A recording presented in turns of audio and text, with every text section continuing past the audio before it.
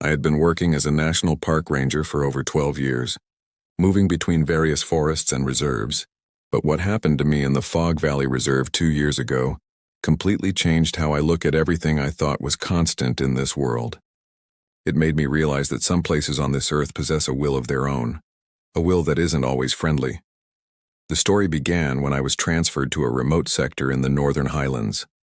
It was a vast reserve covered in dense pine trees, centered around a network of deep canyons that sunlight rarely reached due to the perpetual fog hovering over the peaks.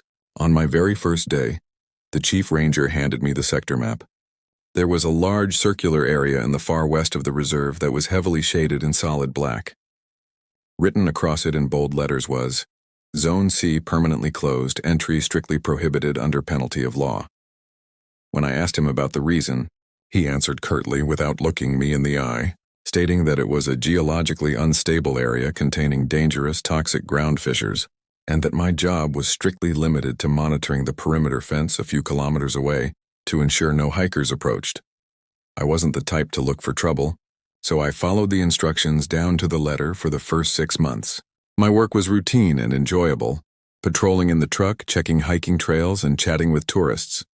But as time passed, I began noticing things for which I could find no logical explanation in my study of forestry and wildlife. The outer perimeter of the restricted zone was built from heavy-duty barbed wire. Whenever I approached it during my patrols, I noticed something deeply unsettling about the behavior of the animals. The birds that usually filled the forest with their songs would suddenly stop chirping the moment I got within half a kilometer of the fence. The tracking dogs we occasionally used for search and rescue operations would panic, digging their claws into the dirt and refusing to step a single inch toward the west. Instead, they would howl in a low, mournful tone, as if they could see their own death coming from behind those trees. One day I was sitting in Watchtower 4, the highest vantage point overlooking Zone C. The weather was unusually clear, and the fog had lifted slightly from the restricted valley. I pulled out my binoculars and began scanning the closed sector. From above, the forest looked completely normal, giant pine trees with interlocking branches forming a continuous green canopy. But as I focused my gaze on the center of the valley, I noticed something strange. There was absolutely no sign of wind down there. Even though the wind was strong at my position, making the tower sway, the trees in the restricted valley were perfectly still, as if they were part of a painted canvas, or as if time itself was frozen in that specific spot. At that exact moment, I caught a sudden fleeting flash, a reflection of light originating from the deep thicket, as if a large metallic or glass object was resting inside. That flash never left my mind. I began searching through the station's old archives, taking advantage of the periods when I was alone in the record room. The modern digital logs were completely devoid of any mention of Zone C, save for the administrative closure order issued 30 years prior. But I didn't give up. I went down to the basement where the old paper files from the 50s and 60s were kept. After hours of searching through yellowed, dusty documents, I stumbled upon a file bearing a strange title, Incident Report Number 89, The Lost Pine Valley. When I opened it, I found handwritten reports by rangers who had worked this land decades before me, and there was a terrifying, common thread among all of them. The report spoke of a bizarre phenomenon known among the older local residents as the footsteps of the void. In 1974, an experienced park ranger whose family name was Carter disappeared inside that valley during a routine patrol. Search operations using helicopters and volunteers lasted for weeks, but they found no trace of him. A full month later, he was found standing in the middle of a public highway 100 kilometers away from the reserve. The strange part of the medical report was that he wasn't suffering from any dehydration or hunger, and his clothes were clean as if he had just walked out of his house. However, he was in a state of utter shock, repeating only one sentence to anyone who asked him: "The footsteps do not stop, but the land does not end." Even more terrifyingly, he believed he had only been gone for a few minutes, having simply walked behind a pine tree to shelter from the rain. Other reports detailed rangers finding strange structures built from black flint, stone deep within the valley, stones that did not exist in the geological nature of these mountains, looking as if someone had brought them from another place or another time. Attached to the file was a top-secret memorandum from the Ministry of Interior, stamped with a red seal that read, It is strictly forbidden to disclose the details of this incident. The area is to be fenced immediately, and the justification in public documents must be changed to the protection of a rare, endangered species of mountain fern. A chill ran down my spine as I read those words. This had nothing to do with ground fissures or toxic gases. There was a massive secret the authorities were hiding, a secret tied to the very nature of the place itself. That night, while I was driving back to my residential trailer on the edge of the park, my old radio transceiver crackled to life. Back then, the radios were old models that occasionally picked up distant radio signals. I opened the channel, but I didn't hear the voice of the dispatcher or any of my colleagues. Instead, I heard a very strange sound, regular, heavy thuds much like the swinging pendulum of a massive clock, but echoing deeply as if being struck inside an underground cavern. With every thud, I felt a slight vibration in the window glass of my trailer. A vibration a normal eye wouldn't notice, but I did. The sound continued for several minutes before cutting off abruptly, only to be replaced by a faint, low whisper. The voice sounded like a chaotic blend of multiple languages, of which I couldn't understand a single word. Yet the tone carried a sense of summoning, as if someone was calling me by my old childhood name, a name no one in this park knew.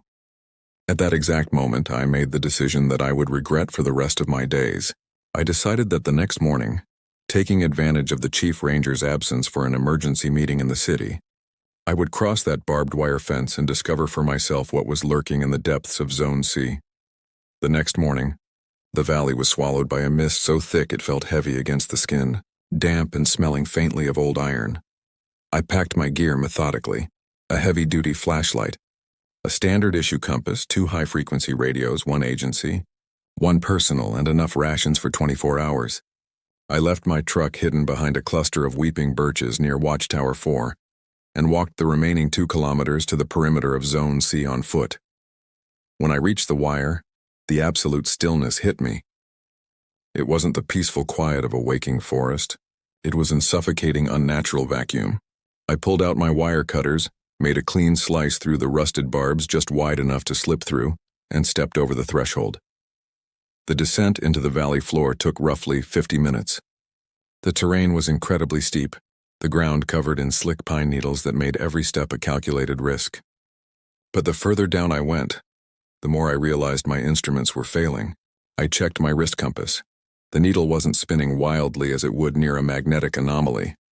Instead, it was moving with a sluggish, agonizing hesitation, drifting lazily toward the west no matter which way I turned my body. I shook it, thinking the casing was damaged, but the needle remained stubbornly dead, dragging itself toward the deep thicket. By the time I reached the flat bottom of the basin, the tree canopy had woven itself so tightly overhead that the daylight was reduced to a dim underwater twilight. The air was entirely static. I took a deep breath, and that's when I noticed the first physical impossibility of the place: the trees. According to our forestry records, this entire region had been heavily logged in the late 1920s, meaning no tree should have a diameter greater than 2 or 3 feet. But towering before me were white pines so monstrously wide it would take 4 grown men interlocking arms to encircle them. Their bark wasn't rough and fragmented like normal pine. It was smooth, gray, and worn down, as if subjected to centuries of friction. I checked my agency radio to report a routine location check. Not that I would tell them where I actually was, but to maintain appearances. I pressed the talk button. Nothing but a wall of white noise came through, but beneath the static, that same rhythmic, heavy thudding from the night before was playing. It was faster now, matching the frantic pacing of my own pulse. I pushed deeper into the woods, keeping my eyes peeled for the source of the metallic flash I had seen from the tower. After walking for what felt like 2 miles through the labyrinth of giant trunks, the trees suddenly broke into an artificial clearing. In the center of the clearing stood the structures mentioned in the 1974 report. They weren't ruined cabins or homesteads. They were 3 massive windowless pillars built from blocks of polished black flint, each rising about 15 feet into the air. The masonry was impossibly precise. There was no mortar holding the blocks together, yet the seams were so tight you couldn't pass a razor blade between them. Cut deeply into the face of the central pillar was a massive glyph, a circle split perfectly in half by a vertical zigzag line. I approached the central pillar, my boots making no sound on the damp earth. I reached out a gloved hand and pressed it against the black stone. It wasn't cold. In fact, it was radiating a faint thrumming heat that vibrated right through my sleeve and into my bones.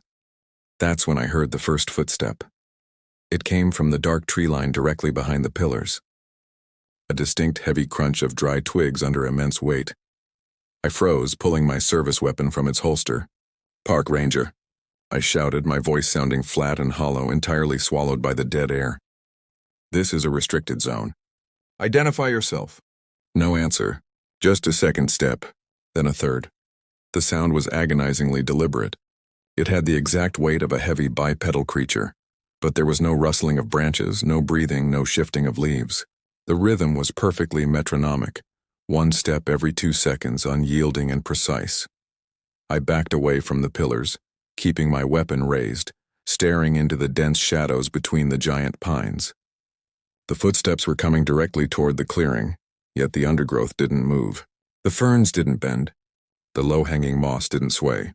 Whatever was walking had weight, but it didn't occupy the physical space it was moving through. Panic, cold and sharp, flooded my chest. I turned on my heel and began to retrace my steps back toward the eastern slope, back toward the cut in the wire. I walked fast, my breath coming in ragged gasps. The heavy thud, thud, thud-nine of the invisible entity following exactly 20 paces behind me. I hiked for 30 minutes, pushing through the brush, waiting to feel the ground tilt upward into the steep incline of the valley walls, but the ground remained perfectly, terrifyingly flat. I checked my watch.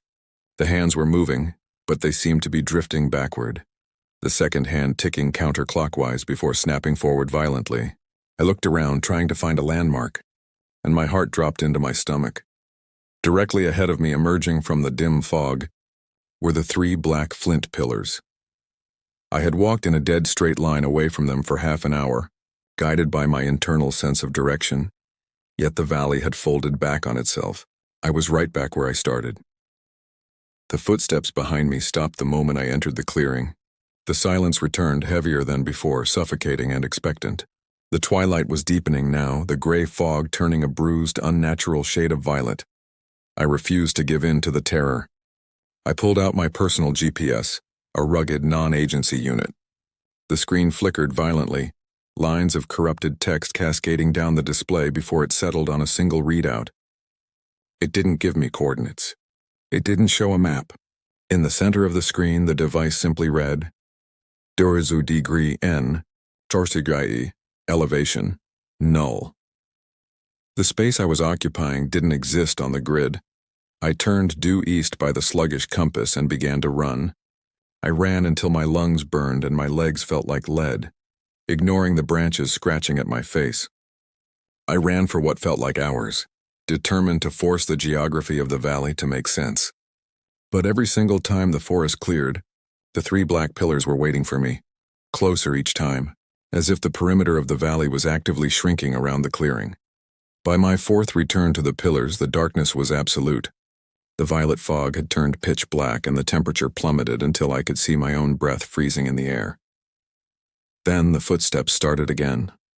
But this time they weren't just behind me. Crunch, from the east. Crunch, from the north. Crunch, from the west.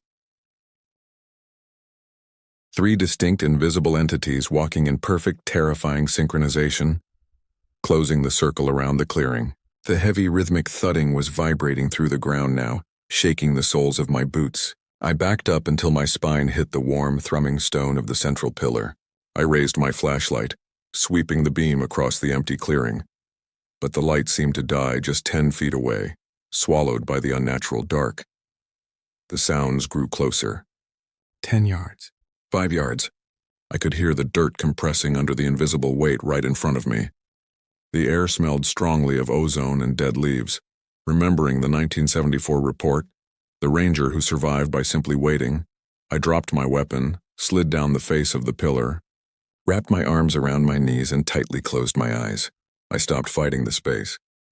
I stopped trying to find the exit. I surrendered entirely to the stillness of the stone behind me.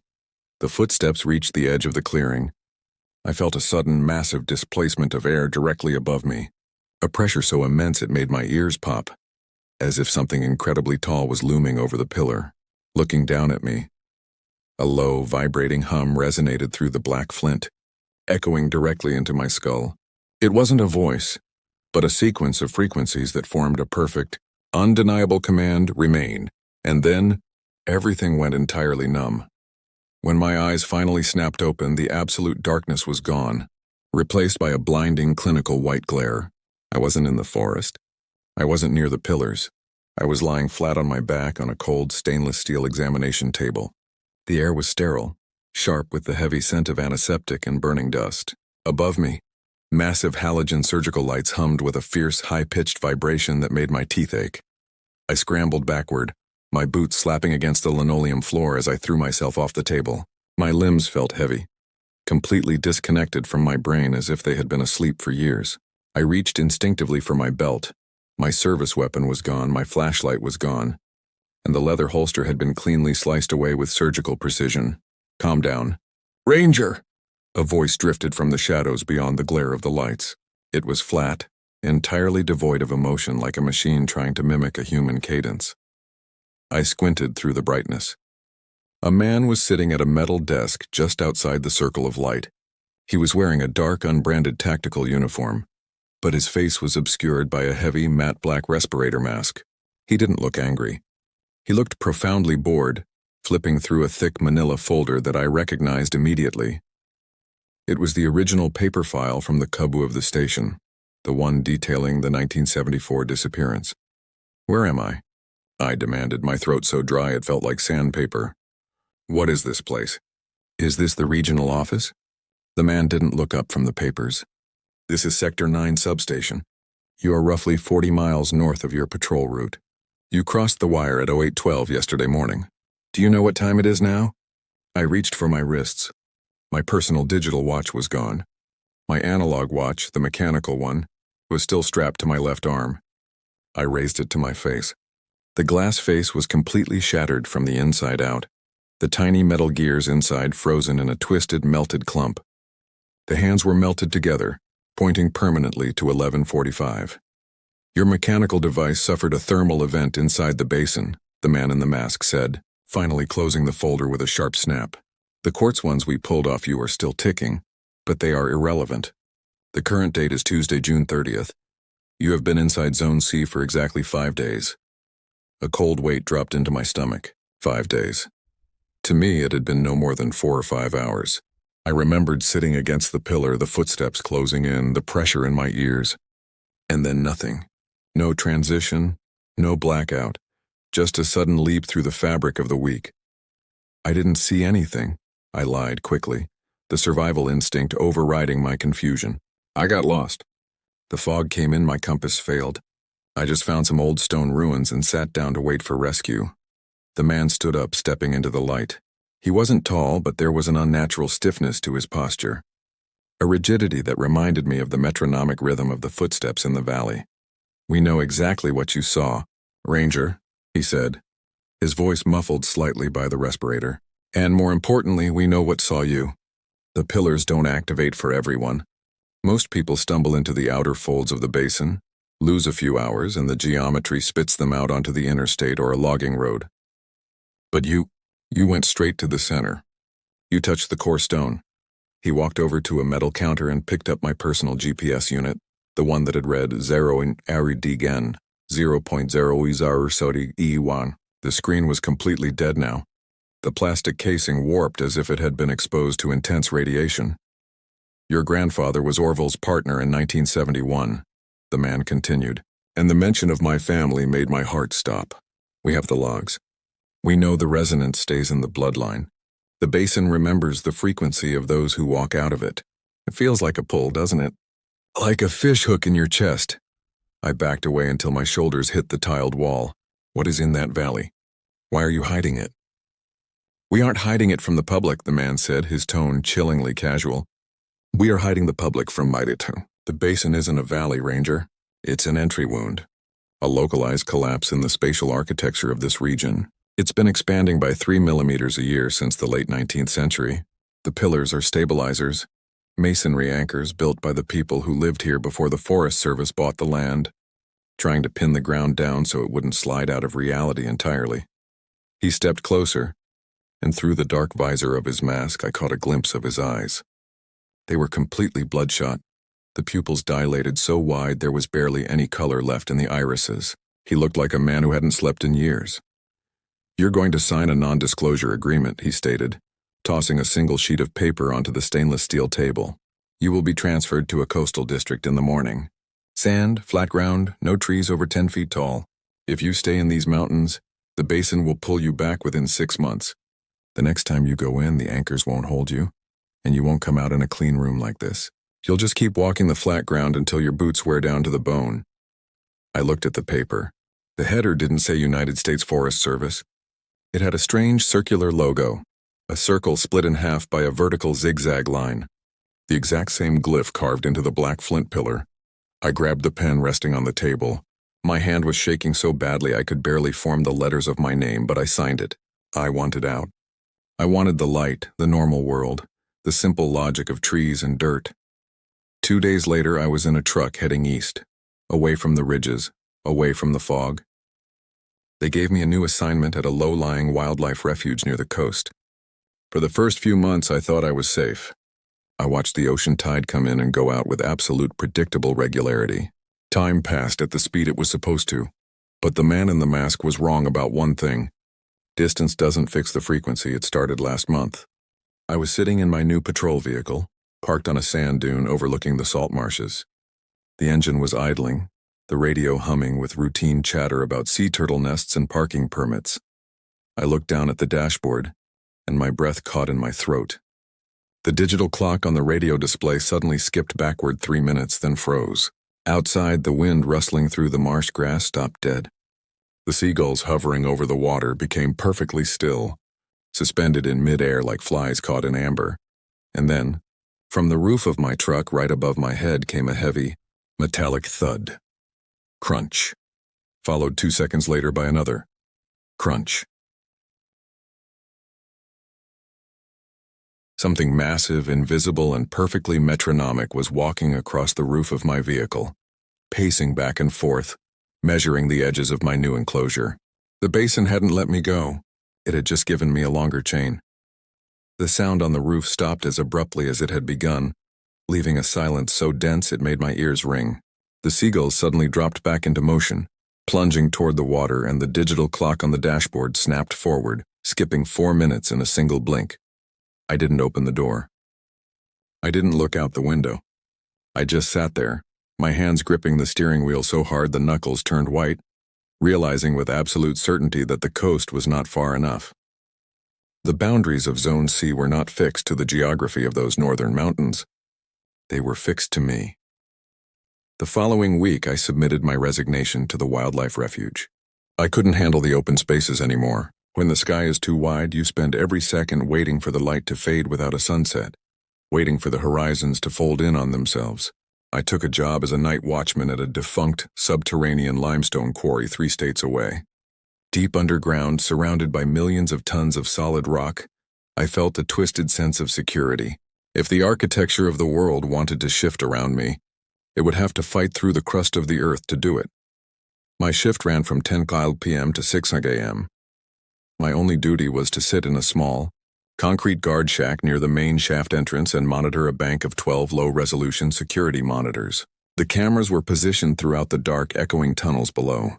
For the first 3 weeks, the monitors showed nothing but shadows, damp stone walls, and the occasional drop of water falling from the ceiling. It was boring, routine, and beautifully predictable, until 2 nights ago. It was exactly 3:15 a.m., according to the digital wall clock in the shack. I was pouring a cup of black coffee from my thermos when the monitor for camera 7, located in the deepest, most isolated gallery of the quarry, began to flicker with heavy analog static. Vertical lines danced across the screen, distorting the image of the cavern floor. I leaned forward, adjusting the contrast dial on the monitor. As the static cleared slightly, I noticed the water droplets on the lens of camera 7 weren't falling down. They were suspended in place, hanging motionless in the air, defying gravity.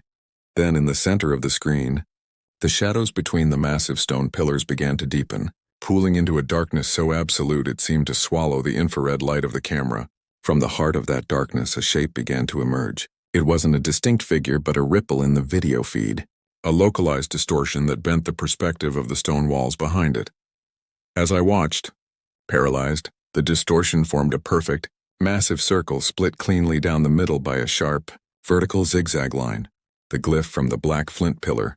Suddenly, the speaker on the monitor console crackled to life. It didn't emit the hiss of subterranean wind or the hum of the quarry's ventilation system. It emitted a sound I knew better than my own name. Thud. A heavy, deliberate impact against the stone floor of the deep gallery. Thud. Exactly 2 seconds later. Metronomic, unyielding. I reached for my personal radio to call the site manager, but before my fingers could touch the button, the digital clock on the wall behind me began to beep frantically. The numbers were spinning backward, flashing violently through the hours. A chaotic blur of light before the display cracked down the middle and went dark. The thudding from camera 7 grew louder, echoing out of the small speaker. But then I realized it wasn't just coming from the monitor. The sound was vibrating through the concrete floor of my guard shack. It was coming from the main shaft just 50 yards down the corridor. Thud. Thud. Thud. It was climbing the shaft, moving up from the depths of the earth, pacing its way toward the surface with heavy invisible weight. With every step, the air in the guard shack grew colder, smelling heavily of ancient ozone, damp pine needles, and old iron. I stood up, backing away from the desk until my spine hit the concrete wall. I looked at my left arm. I had stopped wearing watches after the incident in Zone C, but the skin on my wrist where the mechanical watch had melted was throbbing with a burning, rhythmic heat, pulsing in perfect synchronization with the footsteps approaching the door. The heavy steel door of the guard shack began to rattle. Not as if someone was shaking the handle, but as if the structural space around the frame was compressing, warping the metal lateral to the wall. Through the small reinforced glass window of the door, the pitch-black corridor of the quarry began to turn a deep, bruised shade of violet. The fog was bleeding through the solid rock, pouring out of the ventilation shafts, heavy and wet. I knew that if I ran out the back exit, I would only find the 3 black pillars waiting for me in the parking lot. I knew that if I fought the geometry, it would just loop me right back to the center of the clearing. The man in the respirator mask had warned me. The next time I went in, the anchors wouldn't hold. The footsteps stopped directly outside the door. The handle didn't turn. The lock didn't click. Instead, the steel door began to hum, vibrating with a high-pitched frequency that resonated straight into my skull, forming that same undeniable, absolute command that had echoed through the black flint 2 years ago. Return. I breathed in the cold, ozone-heavy air. My hand drifted to the dead handle of the door. The resistance in my chest, the fishhook that had been pulling at my ribs for months, suddenly snapped, leaving nothing but a profound, hollow acceptance.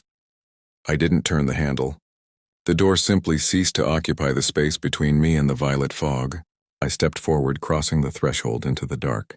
And as my boots hit the ground, the sound of my own footsteps disappeared entirely, swallowed by the metronomic rhythm of the void. The transition was instantaneous. 1 second I was stepping into the violet fog of the quarry corridor, and the next, the concrete beneath my feet was gone. Instead, my boots sank deep into a thick layer of damp, decaying pine needles. The heavy smell of old iron and wet earth rushed into my lungs.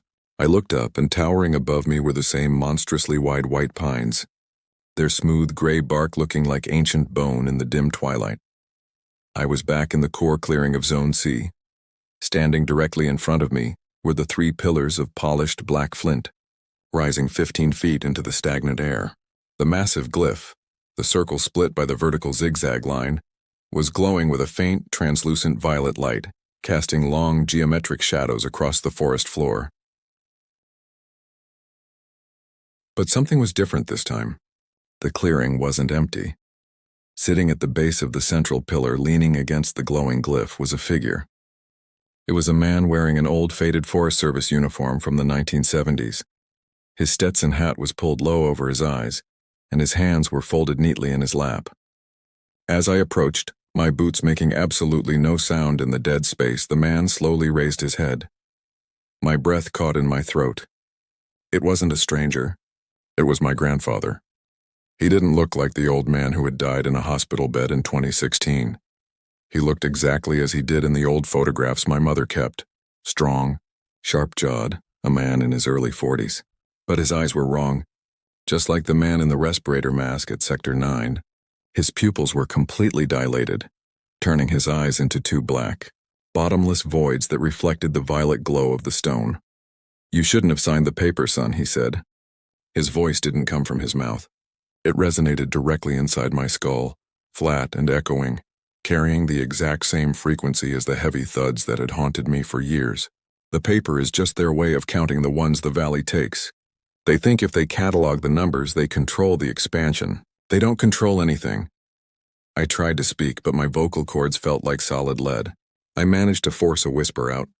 "You held out for 45 years. You told me the stories as a joke so I would stay away. Why did it bring me here?" A tragic, hollow smile touched his lips.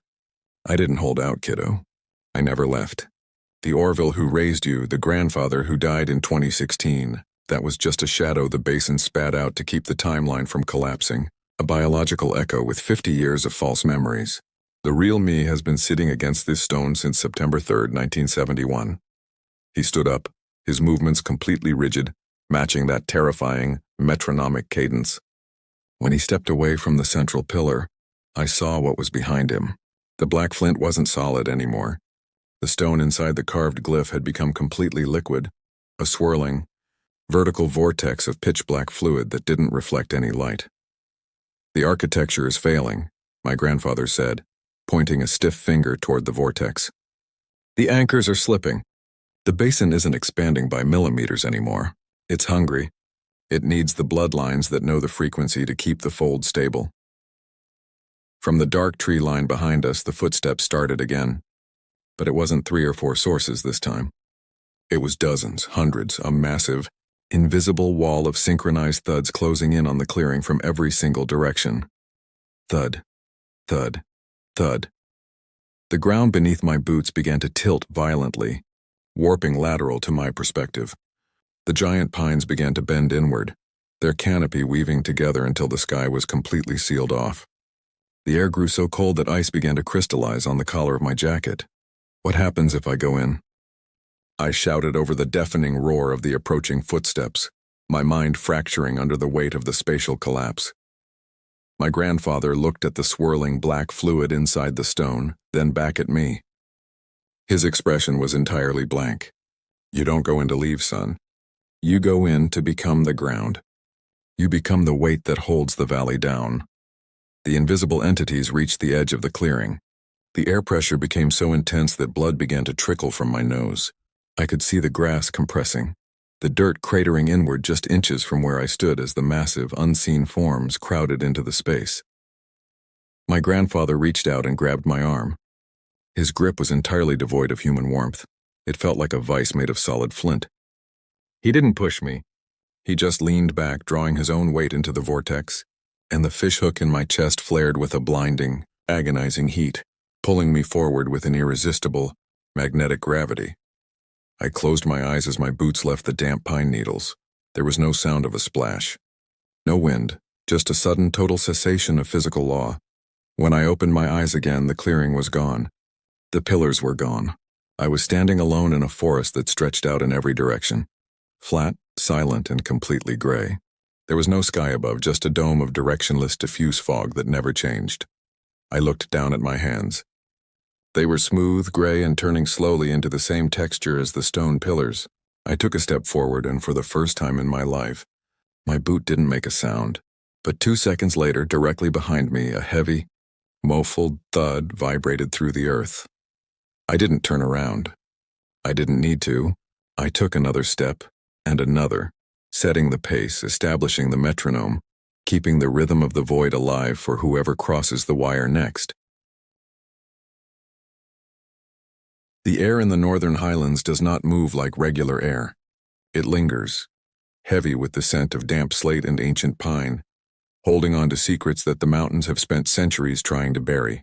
I spent 12 years wearing the green and gray uniform of a national park ranger, surviving harsh winters, bear encounters, and the crushing isolation of remote outposts.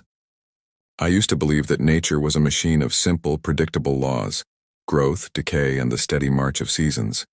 But my time at the Fog Valley Reserve taught me that some places do not belong to nature at all. They belong to something else. It was early April when the transfer went through. I was assigned to a vast, rugged sector that straddled a series of deep, vertical canyons where the sun only hit the valley floor for 20 minutes at high noon. On my first morning, the chief ranger, an exhausted man whose skin looked like weathered bark, pushed a laminated topographical map across the desk. "Your patrol route is highlighted in blue," he said, his voice a gravelly monotone. 7 trailheads, 3 campgrounds, and the timber boundaries. "But you see this circle in the western ridge?" I looked down. Right where the canyon pinched into a narrow, cupped gorge, a large circular sector had been completely blacked out with permanent marker. Over the dark ink, a stamped label read, "Zone C, permanent closure, access strictly prohibited." "Geologically unstable," the chief said, before I could even ask. He didn't look at me. His eyes were fixed on the static-filled monitors behind his desk. "Toxic subterranean gas vents from old thermal fault lines. It'll rot your lungs in 10 minutes. Your only job out there is to check the perimeter fence once a week and make sure the tourists don't drop their curiosity past the warning signs. Clear?" I nodded. I was a professional and I had no desire to choke to death on volcanic sulfur. For the first 6 months, I kept my distance. My routine was peaceful. I drove the gravel forest roads, cleared fallen timber, and checked the trail counters. Yet every Friday, my route brought me to the boundary of Zone C. The fence was heavy-duty, 8 feet of rusted chain link topped with triple-strand barbed wire, snaking through the dense pine forest like a scar. Every single time I approached within a half-mile of that wire, the environment underwent a subtle, sickening shift. The constant ambient chatter of the woods, the rustle of chipmunks, the drilling of woodpeckers, the constant scolding of blue jays, would simply die. It wasn't a gradual fading of sound. It was an abrupt, suffocating vacuum. The air would grow entirely static, losing the crisp, sharp chill of the mountain altitude and taking on a dense, metallic weight that tasted faintly of old copper coins. Even the agency truck hated the perimeter. The engine would develop a low, erratic skip in its idle whenever I idled near the wire, and the analog fuel gauge would drift lazily from full to empty, fluttering like a dying bird's wing before snapping back to reality. Once I shifted into reverse and drove away. By September, the silence had begun to fester in my mind. I found myself spending my lunch breaks at Watchtower 4, the highest, most isolated fire tower in the district. It sat on a craggy precipice directly overlooking the western gorge, providing a clear bird's-eye view of the blacked-out circle. On an unusually clear afternoon, the perpetual fog that choked the canyon split open for a few brief moments. I pulled out my high-powered spotting scope and focused it on the heart of Zone C. The forest floor below was thick with massive white pines, their interlocking branches forming a dense canopy. But as I tracked the lens across the basin, I realized something that made my breath hitch. A heavy autumn gale was blowing across the ridges. The wind was slamming into my tower, making the thick wooden timbers groan and sway beneath my feet. Yet down in the restricted valley, the canopy was as rigid as iron. Not a single pine needle shifted. Not a single branch swayed. The entire forest below looked like a photograph, frozen in a terrifying state of absolute immobility. And then, right in the center of that frozen green sea, I caught it. A sudden blinding glint of silver. A sharp reflection of light, as if a massive sheet of polished metal or glass was resting deep within the thicket, staring back up at the sky. The memory of that silver flash became an obsession. I knew the modern digital databases at the station were scrubbed clean of any real history regarding Zone C. So I waited for a stormy night when the chief was away on a regional conference. Armed with a master key and a flashlight, I descended into the station's sub-basement, a damp concrete bunker where the physical archives from the early 20th century were left to rot in cardboard boxes. After 3 hours of shifting through yellowed logging permits and old land deeds, I found a water-damaged leather binder with no barcode or serial number. Written on the spine in fading white ink was, "Incident Logs, Western Drainage, 1950-1975. I opened it on a rusted metal table. The pages inside were mostly handwritten reports from long-dead rangers, and as I read through them, a terrifying pattern began to assemble itself. The documents didn't mention gas leaks or geological instability. They spoke of something the local mountain folk called the folds. In the summer of 1968, an experienced timber cruiser named Thomas Vance had crossed into that western canyon to survey a stand of virgin pine. He was equipped with a professional surveyor's chain, a compass, and enough supplies for 3 days. When he failed to check in, a massive search party was launched. They found his truck parked exactly where I parked mine every Friday. They tracked his boot prints straight to the edge of the creek bed, and then the track simply vanished into the wet clay, not as if he had been dragged away, but as if he had run out of earth to walk on. A month later, a state trooper found Vance wandering along a 2-lane highway nearly 90 miles to the west. He was physically immaculate. His clothes weren't torn, his boots showed no signs of long-distance wear, and he wasn't dehydrated. But his mind was completely fractured. According to the typed interview transcript stapled to the report, Vance could only say one thing over and over again to the investigators. I walked east for 20 miles, but the trees didn't change. I walked west for 20 miles, but the stones were the same. The valley is a room with no doors, and the floor is moving. Even more deeply unsettling was the date of his recovery. To Thomas Vance, he had only been gone for 45 minutes. Just long enough to sit under a pine tree and wait out a passing thunderstorm. To the rest of the world, 32 days had elapsed. I turned the page, my fingers trembling against the brittle paper. Attached to the back of the file was a carbon copy of a directive from the regional director's office, dated October 12, 1968. It was short, cold, and explicit. Effective immediately. The Western Basin is reclassified under ecological preservation protocols. Construct an 8-foot barrier along the survey lines. All physical field notes regarding spatial discrepancies or temporal drift are to be forwarded to Sector 9 Administrative Archives. Do not duplicate. Do not discuss. I sat in the dark basement, the beam of my flashlight shaking against the concrete wall. They knew. The government had known for over half a century that the geography of that valley didn't obey the laws of physics. That night, the mountain took notice of my curiosity. I was sleeping in my small wooden cabin near the eastern trailhead when the agency radio on my nightstand crackled to life. It didn't broadcast the usual squawk of the dispatcher or the digital data burst of the modern system. Instead, the speaker emitted a low, vibrating hum that made the frame of my bed rattle. I sat up, gripping the sheets. Through the static, a sound emerged, a heavy, rhythmic thud, thud, thud. It sounded exactly like the swinging of a colossal grandfather clock's pendulum, but the sound had a wet, dense quality to it, like a massive bipedal weight stepping onto soft, saturated earth. Thud. 1. Thud. 2. The rhythm was impossibly perfect, exactly 2 seconds between each impact. As I listened, paralyzed with a cold dread, a faint whisper broke through the background static.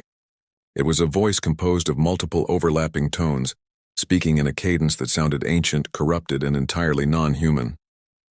I couldn't understand the words, but the frequency traveled through the air and settled straight into my chest, pulling at my ribs like a physical hook. I looked out the window. The forest outside was pitch black, swallowed by a fog so thick it pressed against the glass like a wet hand. And then, right from the edge of the trees, just 50 yards from my cabin door, I heard the exact same thud echo through the real world. Something invisible was standing in the mist, calling to the radio on my desk. The next morning, the chief ranger left for his meeting in the city. The sky was a bruised, heavy gray, and the fog showed no signs of lifting. Driven by a mixture of terror and an uncontrollable, deep-seated compulsion that I couldn't explain, I loaded my pack with emergency rations, a heavy flashlight, a standard-issue survival knife, and 2 compasses. I didn't take the truck. I walked the 2 miles to the western perimeter on foot, my boots crunching loudly against the gravel. When I reached the blacked-out sector's fence, the biological silence was absolute. I pulled a pair of heavy wire cutters from my belt, caught the rusted chain link in the jaws, and squeezed. The metal snapped with a sharp, echoing ping that felt like a gunshot in the dead air. I peeled back the wire, creating a narrow gap just wide enough for my body, and stepped through into Zone C. The descent into the basin was like sliding down the throat of a frozen monolith. The ground fell away at an agonizing 45-degree angle, slick with decades of unrotted needles that had accumulated into a spongy, yielding carpet. Within 20 minutes, the steep walls of the canyon rose on either side of me, completely cutting off the horizon. The fog didn't drift down from the sky here. It seemed to sweat directly out of the smooth gray bark of the giant white pines pooling in the low hollows, until I could barely see my own boots. I stopped to orient myself. I pulled my standard-issue mechanical compass from my breast pocket. The brass casing felt unusually warm against my palm. When I looked at the dial, the needle wasn't spinning frantically, which is what you'd expect near iron deposits or a magnetic anomaly. Instead, it was moving with a heavy, sluggish resistance, dragging itself lazily toward the west with a strange, sticky hesitation, as if the liquid inside the casing had turned to syrup. I pulled my backup digital compass from my pack. The LCD screen flickered violently, lines of corrupted, blocky code cascading across the display before it simply died, leaving a blank gray screen. I was entirely on my own. Deep within a geographical dead zone, I pushed forward, following the lazy pull of the mechanical needle. The further down I went, the more the trees began to defy the forestry logs I had memorized over my career. These weren't normal mountain pines. They were ancient, monolithic giants, their trunks so impossibly massive that it would have taken 5 men with outstretched arms to encircle a single one. Their bark was eerily smooth, worn down to a matte, bone-gray texture as if subjected to centuries of continuous, invisible friction. The air grew progressively denser, tasting strongly of ozone and old pennies, filling my mouth with a dry copper tang. I pressed the talk button on my agency radio to check the emergency channel, just to see if the signal could pierce the gorge. The moment I squeezed the trigger, the speaker didn't hiss with standard radio static. It screamed. A high-pitched metallic squeal tore through the plastic housing, followed immediately by that same heavy rhythmic thudding from the night before. Thud. Thud. It was faster now. No longer matching the slow pace of a clock, it was perfectly synchronized with the panicked, hammering rhythm of my own heart. I dropped the radio into the dirt, but the sound didn't stop. It kept playing from the forest floor, muffled by the pine needles, an electronic heartbeat mocking me from the shadows. I broke into a fast stride, desperate to find the source of the silver glint I had witnessed from the watchtower. I forced my way through thickets of mountain laurel that grew in straight, unnaturally geometric rows until the dense forest abruptly ended, opening up into a perfectly circular clearing about 50 yards wide. In the center of the clearing stood the structures. They weren't the remnants of an old logging camp or a settler's cabin. They were 3 massive, 3-sided pillars constructed from blocks of polished black flint. Each one rose 15 feet into the stagnant gray air, their surfaces so intensely dark they seemed to actively absorb the dim daylight. The masonry was impossibly precise. There was no mortar, no concrete holding the blocks together, yet the seams were so tight that not even a single pine needle could be forced between them. Carved deeply into the face of the central pillar was a glyph, a massive circle split perfectly in half by a vertical, jagged zigzag line. Driven by a terrifying, magnetic curiosity, I stepped out of the tree line. My boots made absolutely no sound on the earth now. The moment I crossed into the clearing, the crunch of my footsteps ceased entirely. I walked to the central pillar and extended my gloved hand, pressing my palm against the smooth black flint. It wasn't cold. It was radiating a faint, throbbing heat that vibrated through my heavy jacket, moving up my arm and rattling the bones in my shoulder. And then, the real world answered. From the dark tree line directly behind the pillars came a distinct, heavy crunch of dry wood breaking under immense weight. I froze, my hand still stuck to the warm stone. I slowly pulled my service weapon from its holster, my fingers slick with cold sweat. "Park Ranger!" I shouted into the gray void. My voice sounded flat, hollow, completely stripped of its echo, as if the air was too thick to let the sound travel. "This is a restricted sector. Identify yourself." No voice replied. Only a second step. Crunch. Then a third. The pacing was agonizingly deliberate. It possessed the unmistakable weight of a massive, bipedal creature. But there was no rustling of branches, no sound of heavy breathing, no shifting of the undergrowth. The rhythm was perfectly metronomic, 1 step every 2 seconds, unyielding, precise in closing the distance. Panic, cold and sharp, flooded my chest.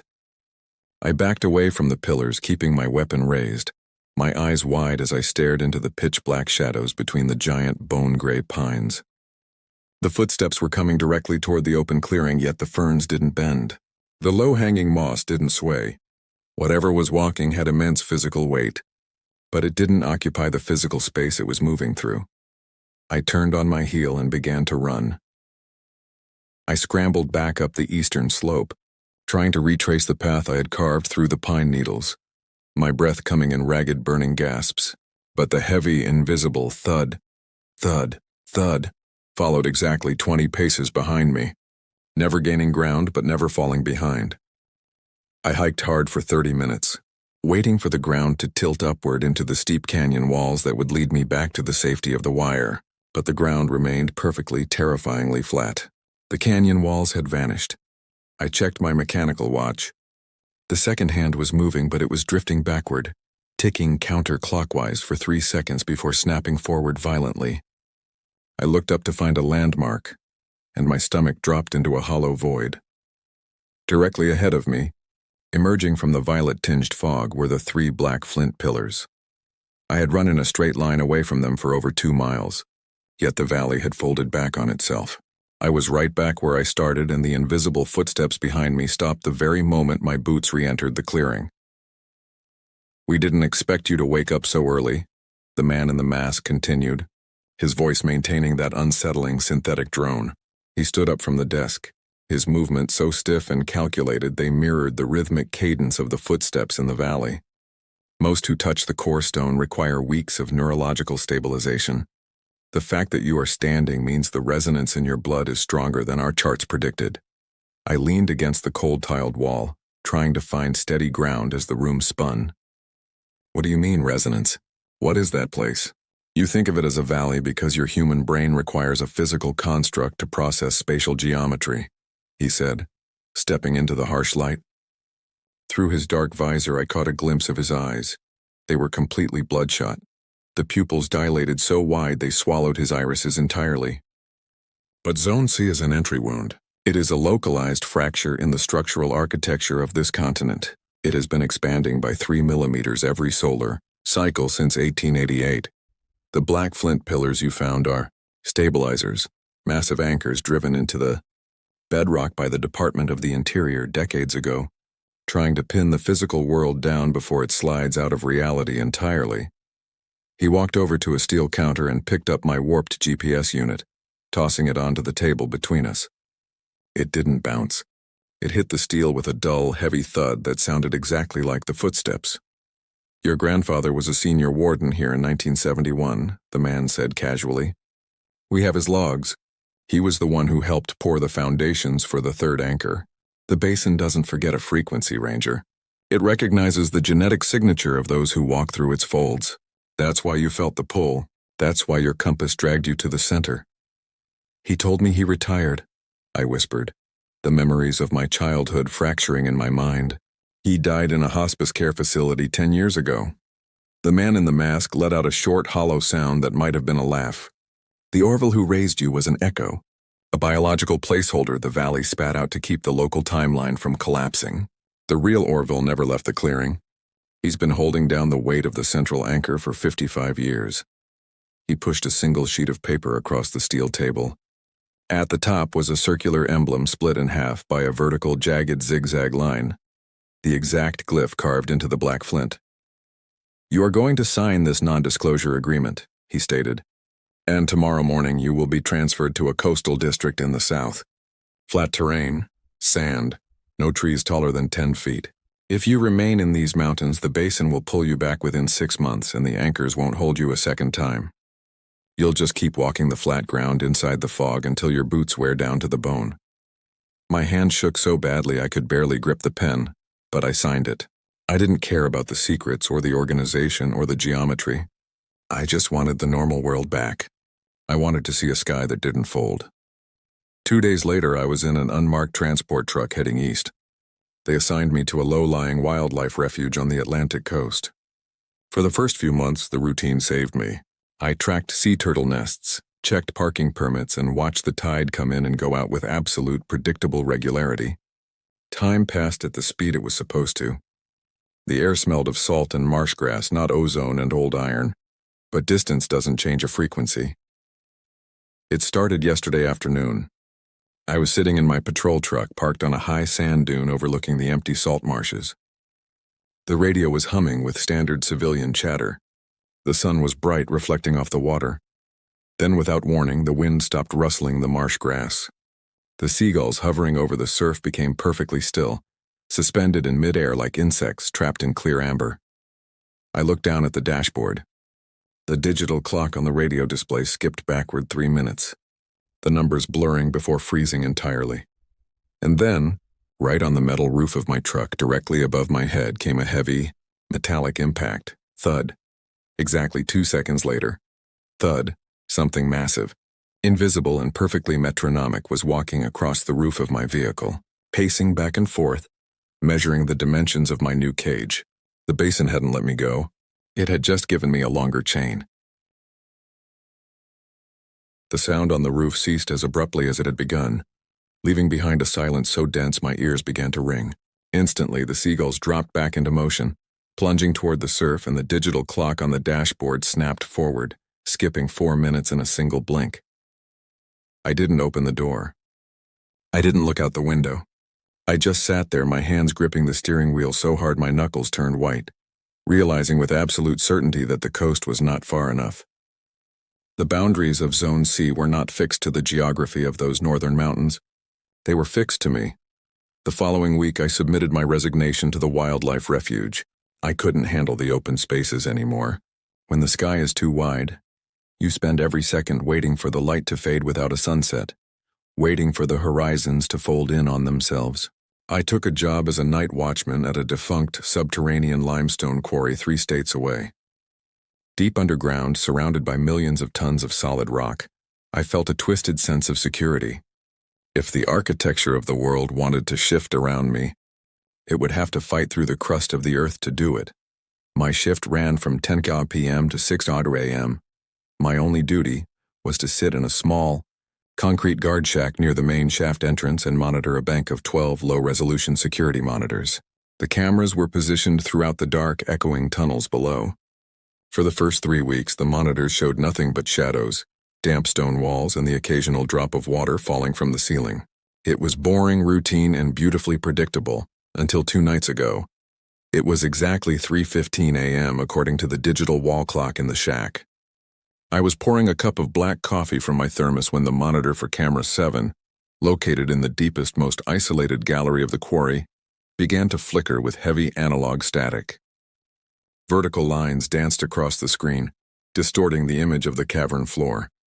I leaned forward, adjusting the contrast dial on the monitor. As the static cleared slightly, I noticed the water droplets on the lens of camera 7 weren't falling down. They were suspended in place, hanging motionless in the air, defying gravity. Then, in the center of the screen, the shadows between the massive stone pillars began to deepen, pooling into a darkness so absolute it seemed to swallow the infrared light of the camera. From the heart of that darkness, a shape began to emerge. It wasn't a distinct figure, but a ripple in the video feed, a localized distortion that bent the perspective of the stone walls behind it.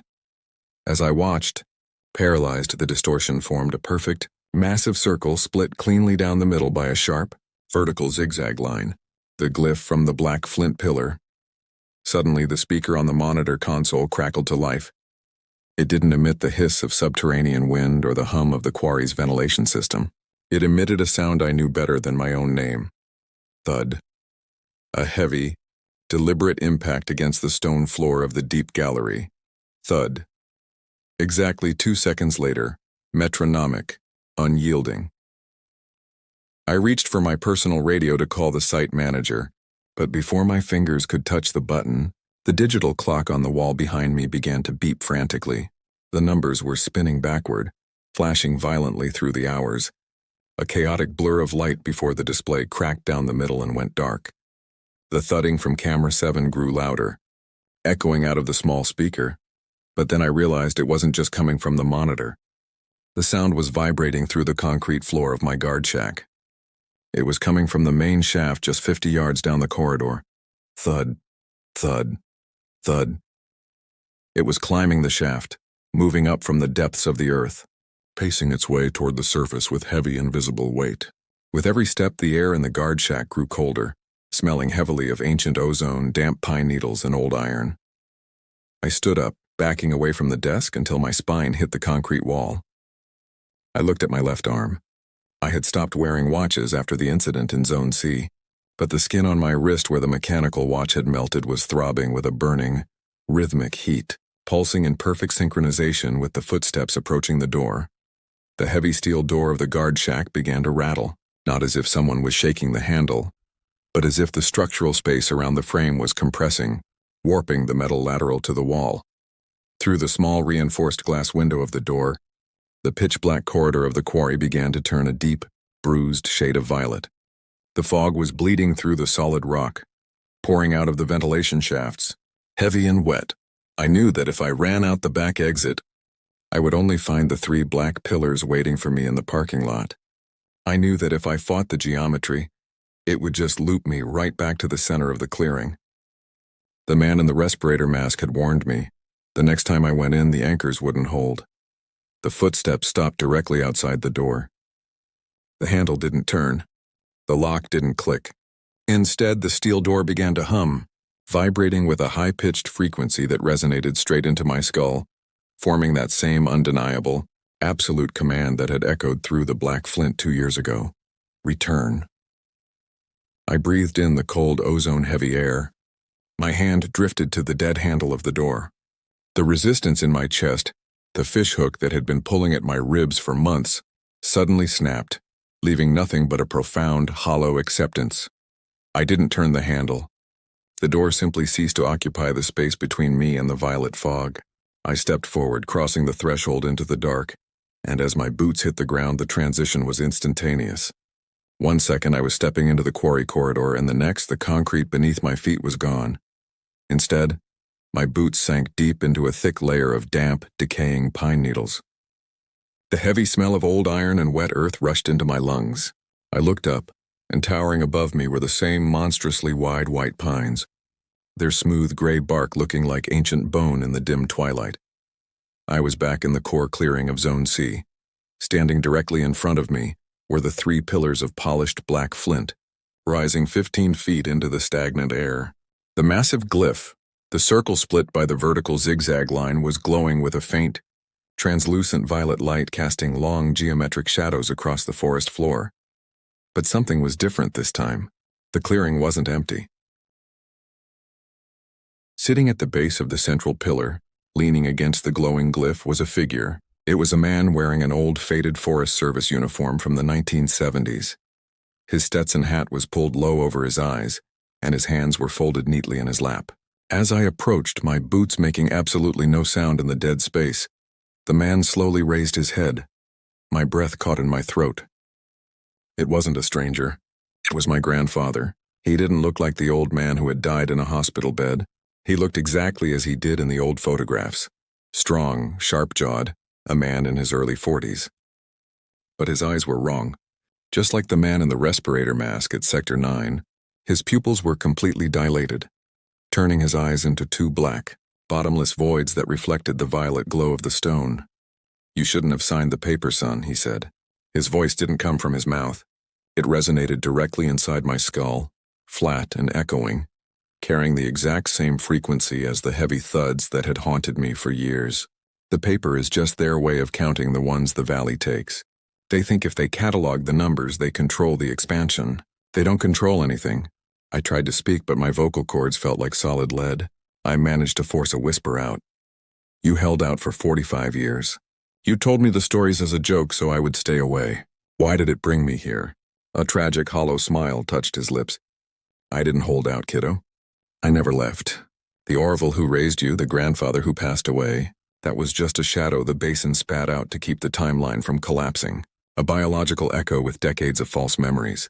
The real me has been sitting against this stone since September 3rd, 1971. He stood up, his movements completely rigid, matching that terrifying metronomic cadence.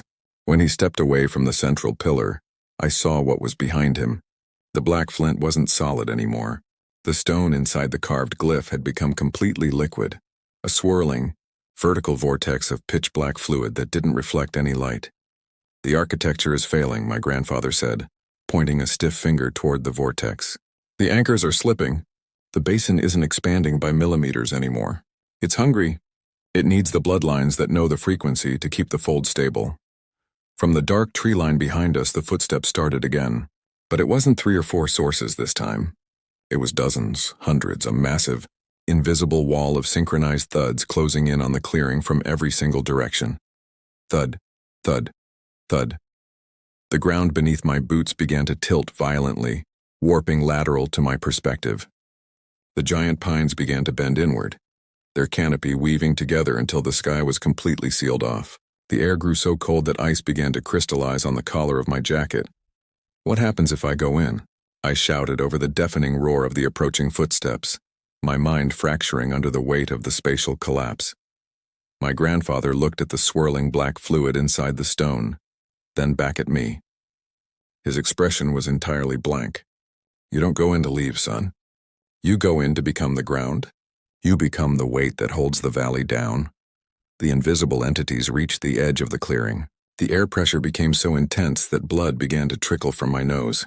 I could see the grass compressing, the dirt cratering inward just inches from where I stood as the massive, unseen forms crowded into the space. My grandfather reached out and grabbed my arm. His grip was entirely devoid of human warmth. It felt like a vice made of solid flint. He didn't push me. He just leaned back, drawing his own weight into the vortex. And the fish hook in my chest flared with a blinding, agonizing heat, pulling me forward with an irresistible, magnetic gravity. I closed my eyes as my boots left the damp pine needles. There was no sound of a splash, no wind, just a sudden total cessation of physical law. When I opened my eyes again, the clearing was gone. The pillars were gone. I was standing alone in a forest that stretched out in every direction, flat, silent, and completely gray. There was no sky above, just a dome of directionless, diffuse fog that never changed. I looked down at my hands. They were smooth, gray, and turning slowly into the same texture as the stone pillars. I took a step forward, and for the first time in my life, my boot didn't make a sound. But 2 seconds later, directly behind me, a heavy, muffled thud vibrated through the earth. I didn't turn around. I didn't need to. I took another step and another, setting the pace, establishing the metronome, keeping the rhythm of the void alive for whoever crosses the wire next. My final transfer brought me to the Mirror Rocks National Monument, a desolate, sun-baked sector in the far western reaches of Utah. It was a brutal landscape where scorching red sandstone ridges collided with flat, blinding salt flats that bled into the horizon. After years of working the damp, towering forests of the Pacific Northwest, I figured the desert would be a predictable, if punishing, change of pace. A monotonous routine of treating dehydrated hikers and warning tourists not to climb the fragile, crumbling arches. But the desert does not hide its mysteries under a thick canopy of trees. It places them right out in the open, under the harsh noon sun, and waits to see if you have the courage to believe your own eyes. During my first week, I moved into the isolated ranger trailer stationed a 2-hour drive from the nearest paved highway. The surrounding scenery was both majestic and intimidating. Titanic monoliths of Navajo sandstone rose like forgotten skeletal castles, carved by millions of years of grit-laden winds. But the defining feature of the monument, the one that gave the park its name, was a rare natural formation of massive glass-like silicate sheets embedded directly into the canyon walls. When the sun hit the gorge at certain angles, these crystalline faces reflected the blinding desert light so intensely that the mountainsides appeared to be covered in colossal, fractured mirrors. The departing ranger I was replacing didn't give me much of a briefing. He handed me the keys to the heavy-duty patrol truck, a standard-issue 12-gauge shotgun, and a small, worn leather notebook covered in tight, handwritten script. As he tossed his duffel bag into the back of his personal vehicle, he looked out over the shimmering salt flats and offered only one piece of advice. If you ever catch your shadow moving a fraction of a second before you do, close your eyes and count backward from 10. The sandstone out here has a visual echo. I chalked it up to cabin fever, the product of spending too many seasons alone under a relentless desert sun, and tossed the notebook into the back of my desk drawer without opening it. Initial patrols went smoothly. The landscape possessed a dead, heavy silence, broken only by the dry hiss of wind channeled through the narrow slot canyons. But within the first month, the visual echo began to manifest. As the sun dipped toward the horizon and the shadows stretched across the red dirt, the crystalline sheets in the rock began to warp the light in subtle, unsettling ways. I would be driving the truck along the base of a deep wash, watching the vehicle's reflection ripple across the smooth, glassy rock face of the opposite cliff. Yet the reflection would lag. If I hit a bump, the truck in the mirror would bounce a second or two after the physical truck had already stabilized, as if the mountain was recording my movements, processing them and playing them back at its own leisure. I tried to rationalize it as an atmospheric mirage, heat distortion rising from the salt flats creating a delayed refraction of light. But in the middle of May, the anomaly stopped acting like a trick of the light. I was conducting a night patrol through an area known as the Devil's Fingers, a cluster of jagged, towering spires where experienced climbers frequently set up illegal backcountry camps. The desert night had plummeted to a bitter, shivering cold. I left the truck idling on the gravel wash and proceeded on foot, sweeping my high-powered flashlight across the deep crevices of the spires. The beam suddenly caught a massive, pristine sheet of vertical silicate embedded in the canyon wall directly ahead. The reflection was pristine, a park ranger in a heavy winter jacket holding a flashlight, staring back at me. I lowered my arm to sweep the light across the base of the rock to check for footprints, but a sudden twitch at the edge of my vision made my chest tighten. The reflection in the glass hadn't lowered its arm. The figure inside the stone remained perfectly upright, its mirrored flashlight aimed directly into my eyes. A cold sweat broke out across my back despite the freezing air. I took a deliberate step backward into the dark. In the reflection, the mirrored version of myself didn't retreat. It took a heavy step forward, pressing its boots closer to the inner surface of the crystalline pane. It wasn't a delayed image. It wasn't a mirage. The entity inside the rock was mimicking my appearance but operating on its own independent will, analyzing my movements from the other side of the glass. The old ranger's warning flashed through my mind.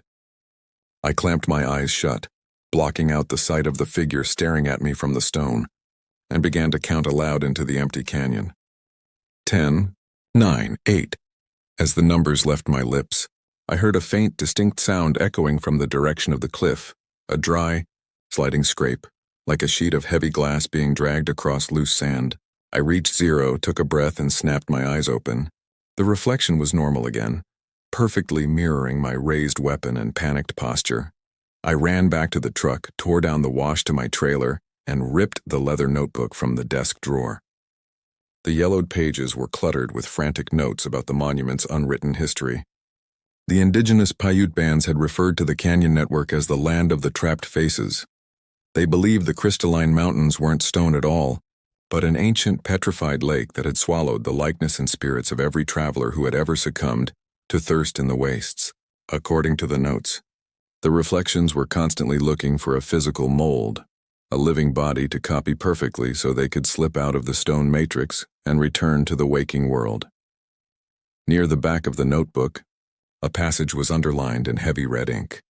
The danger isn't the lone mirror at night.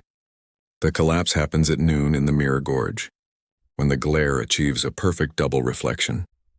The gorge he referenced was the deepest chasm in the monument, a narrow slit where two massive parallel walls of pure silicate faced each other directly across a gap of only 15 feet. The next morning, a high-frequency dispatch broke through the radio static from the county sheriff's office. A rental SUV belonging to a family of 3 had been found abandoned at the trailhead, leading directly into that exact gorge. They had been missing for over 48 hours. With no backup within 100 miles, I loaded my pack, chambered a slug into my shotgun, and drove toward the Mirror Gorge knowing that I wasn't tracking an animal or a criminal, but entering a geographical trap that was waiting for me to look too closely. The entrance to the Mirror Gorge was a narrow, vertical slit in the sandstone that looked like a knife wound. As I stepped out of the blinding desert heat and into the chasm, the temperature plummeted drastically, the air taking on the damp, chilled scent of a cellar. The sun was rapidly approaching its highest point in the sky, positioned perfectly overhead to illuminate the parallel walls of pure silicate. I walked slowly, my boots clicking softly against the gravel floor. The space was incredibly tight, barely 15 feet wide, and on either side the massive crystalline sheets rose 80 feet straight up into the air. The visual effect was dizzying. Because the two mirrors faced each other directly, my reflection didn't just appear once. It repeated infinitely into the depth of the stone, an endless line of identical park rangers stretching away into a false geometric horizon on both my left and my right. "Park ranger," I called out, my voice bouncing frantically between the glass walls. "Is anyone down here?" No vocal answer came, but the infinite line of my reflections all opened their mouths in perfect synchronization, their silent shouts echoing visually down the tunnels of glass. I pushed deeper into the labyrinth, keeping my eyes fixed on the ground to avoid looking into the infinite loops. After a few hundred yards, the gravel floor gave way to solid, polished bedrock, and that's when I found them. Lying in the center of the gorge were 3 backpacks, a scattering of water bottles, and a high-end digital camera. I knelt down checking the gear. The water bottles were completely full, and the camera was still turned on, its battery indicator blinking green. I picked it up and hit the playback button to view the last recorded image. The photo was a family portrait, a mother, a father, and a young boy standing right where I was kneeling. But the composition of the photo was terrifying. The family was looking directly at the camera lens, smiling, but the reflections on the wall behind them weren't looking at the camera. In the photo, the mirrored versions of the family had turned their backs to the glass, their faces turned inward toward the dark depths of the stone matrix, as if walking away from the physical world. A sudden, sharp glare hit the back of my neck. I looked up at the sky. The sun had reached absolute noon. The light poured straight down into the narrow gorge, hitting both silicate walls simultaneously at a perfect 90-degree angle. The double reflection achieved absolute parity. The infinite tunnels of mirrors on either side of me didn't just reflect the light. They began to hum, a high-pitched crystalline vibration that made the fillings in my teeth ache and the air shimmer with a strange, oily distortion. I tried to stand up, but my balance was completely gone. I looked to my left and my heart stopped. The infinite line of my reflections had stopped mimicking me. The first reflection, the one closest to the surface of the glass, stood perfectly still, its hands resting calmly at its sides while I was frantically trying to balance myself on the rocks. Slowly, the mirrored ranger smiled. It wasn't my smile. It was a wide, predatory grin that stretched the skin of its face until the cheeks looked ready to tear. Then, the first reflection took a step backward, fading into the second reflection behind it.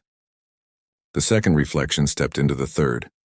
Like a deck of cards being shuffled in reverse, the infinite line of copies was compressing, merging into a single, dense entity that was walking forward from the deepest fold of the mirror.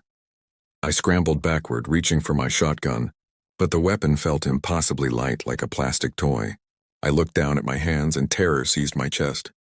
My skin was losing its color, turning a translucent, milky white, the veins beneath fading into thin silver lines. I looked back at the glass wall. The entity inside was no longer a reflection. It had taken on full, vivid color. The fabric of its uniform looked real. The metal of its badge gleamed with physical weight, and its skin had the flushed, warm look of a living human being. It was reclaiming the physical mold. The air pressure inside the gorge dropped violently, a sudden vacuum that pulled the breath right out of my lungs. I could hear the dry, sliding scrape of the glass matrix opening up, the boundary between the stone and the waking world thinning to the width of a single atom.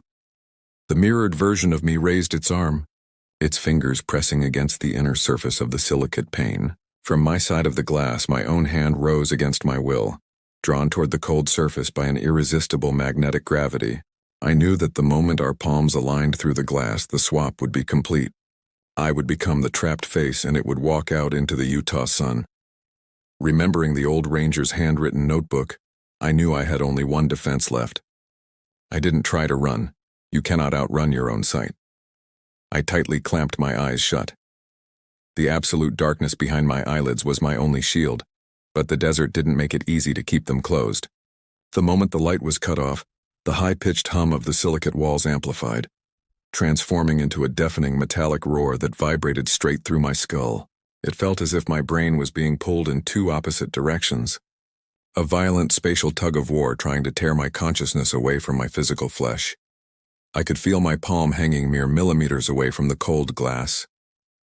The magnetic pull was immense, numbing the nerves in my fingers, making my arm feel incredibly heavy.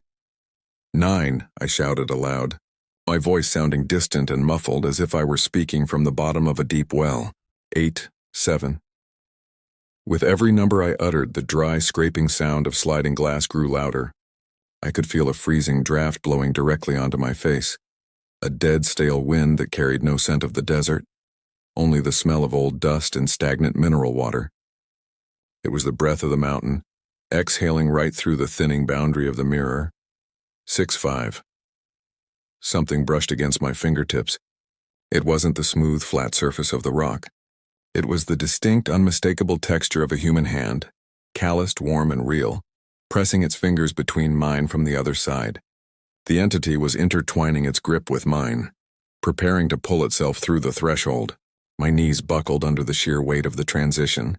I felt my weight shifting, my boots losing their grip on the solid bedrock as if the ground beneath me was turning into liquid silica. 4. 3, I screamed, forcing all my remaining willpower into my jaw, keeping my eyes clamped shut so hard that brilliant streaks of white static flashed across my darkness.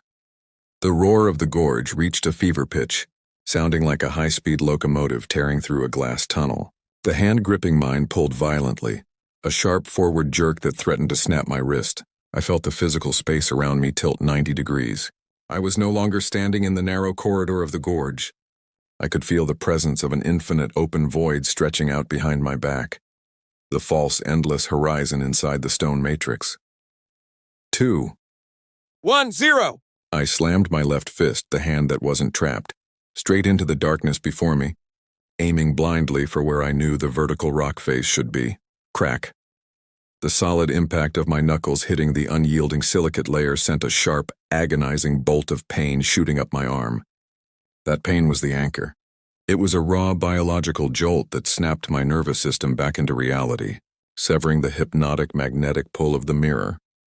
The warm grip on my right hand vanished instantly, replaced by a sudden freezing blast of desert air. The deafening roar of the gorge collapsed into a dead, ringing silence. I opened my eyes, gasping for breath, and collapsed onto the gravel floor of the chasm. The sun had shifted just a fraction of a degree past absolute noon, casting a thin sliver of shadow along the base of the eastern wall. The perfect parity was broken. I looked at the silicate pane directly in front of me. It was just a rock again, a smooth, glass-like sheet of mineral embedded in Navajo sandstone. But as I stared at my normal reflection, checking to see if my skin had regained its color, I noticed something left behind on the surface of the stone, pressed firmly against the inside of the crystalline sheet. From the side that shouldn't exist were 3 fresh, oily smudges shaped like human handprints, 1 small, 1 medium, and 1 large. The missing family hadn't run away into the desert. They were still in the gorge, distributed infinitely throughout the deep layers of the stone matrix, waiting for the sun to hit 90 degrees again. I didn't waste a single second. I grabbed my shotgun from the dirt, left the abandoned backpacks where they lay, and ran out of the mirror gorge without looking back at the walls. I drove straight back to the ranger station, packed my few belongings into my personal truck, and left the keys on the chief's desk alongside a brief 1-sentence resignation letter. I didn't care about my career, my pension, or the non-disclosure agreements the Park Service loved so much. I just needed to get away from the mirrors. I moved to a small overcast town in the Pacific Northwest where it rains nearly 300 days a year. I bought an old wooden cabin deep in the valley, a place where the sky is permanently gray and the sun never gets high enough to cast a sharp shadow. I stripped every single mirror from the walls of my house, replaced them with matte paintings, and I only shave by touch in the shower. I thought I had managed to break the loop entirely. I thought the desert had left me alone. But this morning, the rain finally stopped, and a rare, blinding sun broke through the clouds, hitting the wet asphalt of my driveway at high noon. I walked out to get the mail, keeping my eyes fixed firmly on the ground. As I reached the mailbox, I looked down at my long, dark shadow stretching across the wet gravel. I took a step forward to turn back toward the cabin. My shadow stayed exactly where it was, its arms resting calmly at its sides, waiting for me to look closer.